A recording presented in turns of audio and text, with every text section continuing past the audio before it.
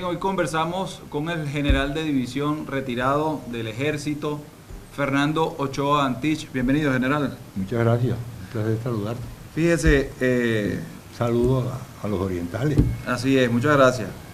Fíjese, el clima político en el país toca al seno de la Fuerza Armada Nacional y usted es conocedor de ese cuerpo. Sí, ciertamente, bueno, tanto que vivió una crisis tan grave como la que se está viviendo en este momento. Así con es. La diferencia de que el presidente Carlos Andrés Pérez era un político, no solamente con visión de historia, sino con un sentido democrático muy claro, y aceptó una solución. Pero yo viví un golpe de Estado siendo ministro y después siendo canciller, otro golpe de Estado. Por lo tanto, fueron momentos muy difíciles. Sí, señor. Fíjese, ¿cómo cree usted que se pueda estar viendo desde la Fuerza Armada este llamado a la Asamblea Nacional Constituyente hecho desde el presidente, desde el Ejecutivo Nacional? Bueno, mal. Y la mejor demostración es el cambio de posición que acaba de tener el general Padrino. Ese cambio de posición, haciéndole un llamado, porque por suerte ahora hay los teléfonos celulares. Esos teléfonos celulares se han vuelto un verdadero problema para todo el mundo, ¿no? Porque cada rato sacan cosas que ocurrieron con las personas que lo están haciendo. Entonces, esa realidad que está percibiendo los venezolanos, también la están percibiendo los miembros de la Fuerza Armada, y tiene que haber habido alguna presión. Pero si analizamos, que fíjate, se ha venido discutiendo, y yo escuché un debate entre Vladimir Villegas y su hermano, debatiendo de quién son los que asesinaron a quiénes, etcétera, etcétera.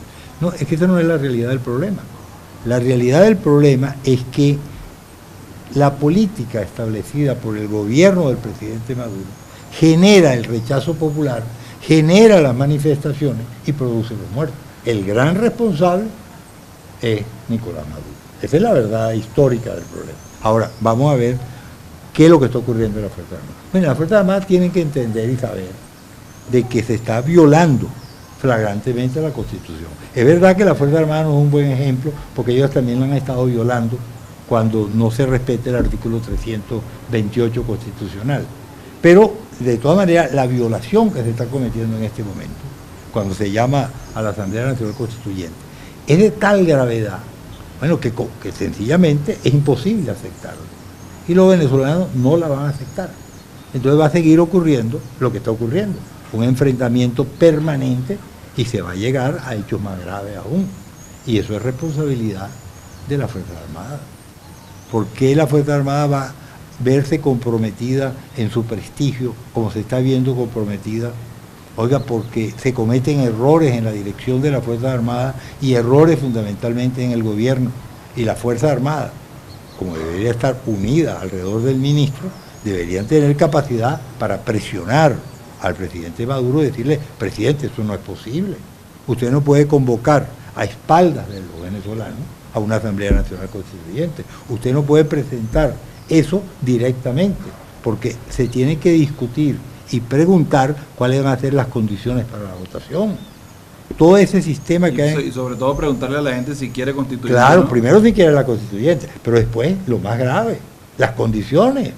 Entonces, es que los venezolanos estamos de acuerdo con que se haga, oiga, que un diputado por el distrito Sucre, que tiene 500.000 personas, vaya a tener un solo, también igual que un diputado que tiene un solo constituyente, un solo que tiene 500 habitantes.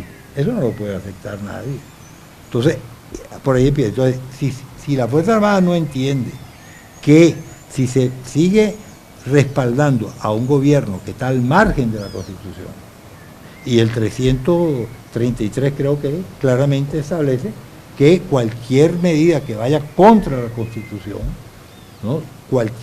Todo ciudadano, y en particular los funcionarios públicos, los militares somos funcionarios públicos, tenemos la obligación de restaurar la Constitución. Y se está violando flagrantemente la Constitución, porque el presidente no tiene, aunque quieren interpretar indebidamente la Constitución, porque cuando él dice que la Constitución, que él puede ¿cómo es que es la palabra? Bueno, que él puede convocar directamente, en vez de la iniciativa, tomar la iniciativa en vez de convocar. Cuando él confunde esos términos, está violando de una manera tan grave la Constitución que sencillamente compromete la estabilidad institucional del país. Pero eso también ocurrió cuando el gobierno consideró en desacato la Asamblea, como lo ha venido manteniendo durante un año. Ya vamos a ir para allá. Fíjese, ¿cuál debería haber sido la posición de la Fuerza Armada Nacional con respecto al Consejo Nacional Electoral, que además se plega a esto? Bueno, es que no es un problema con el Consejo Nacional Electoral, porque es un poder autónomo que tiene pues sus condiciones. El problema no es con el problema es con su comandante en jefe, que es el presidente Maduro.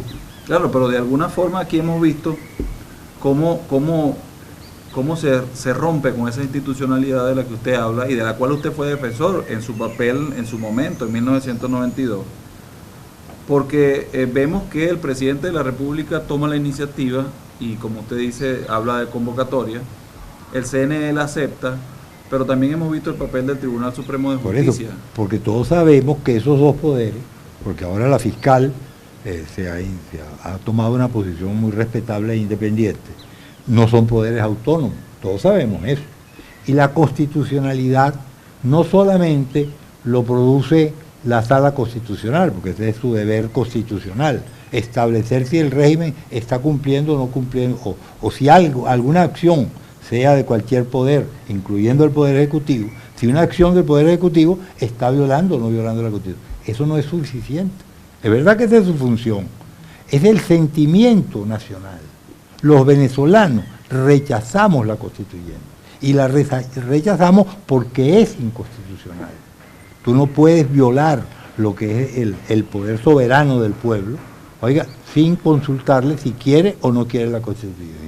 ¿Por qué? Porque la Constituyente tiene tales poderes que si se convoca de la manera que está convocando Nicolás Maduro, de una manera irregular totalmente, haciendo esa Asamblea Nacional Comunal, Asamblea Constituyente Comunal, si él logra eso, sencillamente el poder de esa Asamblea Nacional Constituyente, en donde va a tener mayoría, porque han organizado todo para que tenga la mayoría, sencillamente van a tener todo el poder, destituirán a la fiscal, destituirán la Asamblea Nacional y cometerán todos los abusos que quieran para establecer un régimen contrario a la idiosincrasia venezolana y fundamentalmente contrario al querer nacional.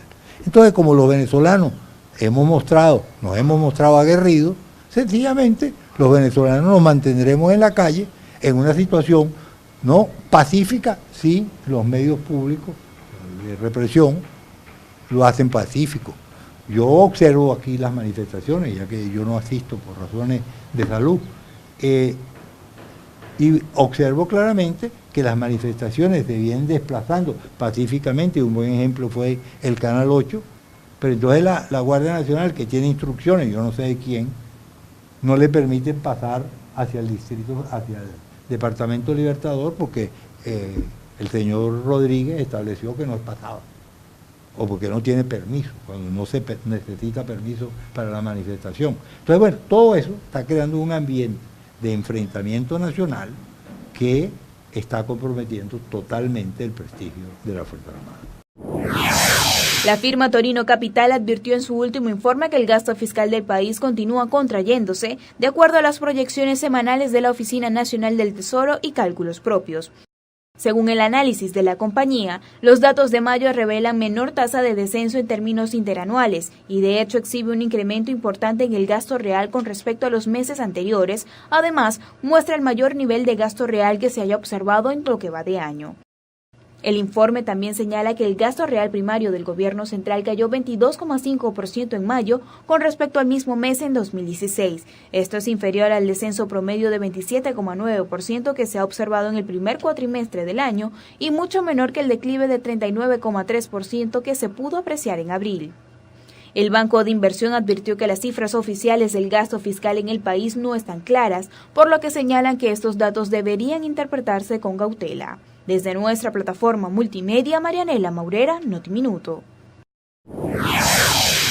El alto comisionado de la ONU para los Derechos Humanos, Zeid Ra'ad al-Hussein, aseveró que la crisis que atraviesa Venezuela demuestra la urgente necesidad de un análisis imparcial para que la nación pueda recibir asistencia de manera inmediata.